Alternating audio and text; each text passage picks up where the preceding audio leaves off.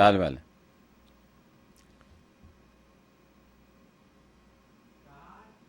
خطاب به بیننده.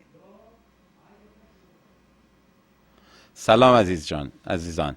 دکتر نصیر هستم، متخصص خون و سرطان. این باعث افتخار منه که در عرض 1-2 سال گذشته با زیبا خانم همکاری داشتیم در رابطه با اطلاعات دادن به هممیهنانمون راجع به جلوگیری و معالجات سرطان‌های مختلف.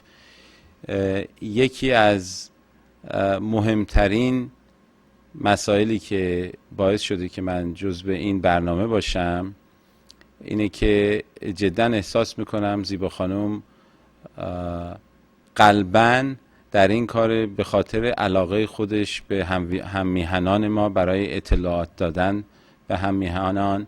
میدونم که ایشون یه چیز حدود 1 ساعت خورده‌ای باید درایو بکنه بیاد تا اینجا، وقت بذاره و دوباره برگرده منزلش، وقت بسیاری میکشه ولی این کار رو داره انجام میده از صمیم قلب برای هممیهنان.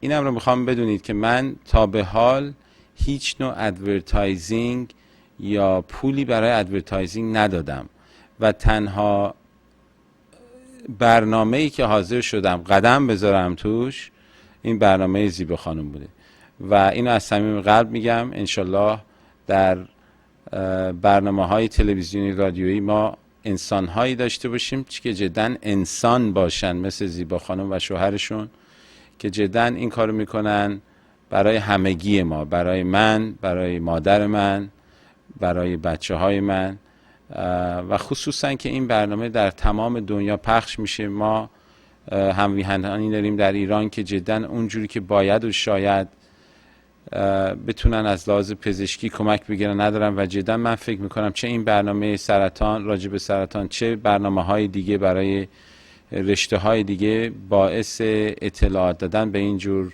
اشخاص میشه در کشورهای دیگه خصوصا ایران و انشالله خدا به ایشون سلامتی بده که برای سالهای زیاد این کار رو ادامه بدن و جدا به عنوان یک هموطن ایرانی من پراود هستم to have a woman، یک خانم که جداً با این قدرت و با این علاقه حاضر این کار رو انجام بده. متشکرم زیبا خانم از همه زحماتتون و انشالله ما بتونیم انسانی باشیم مثل شما که بتونیم خدمت بکنیم به اشخاص هموطن. با تشکر.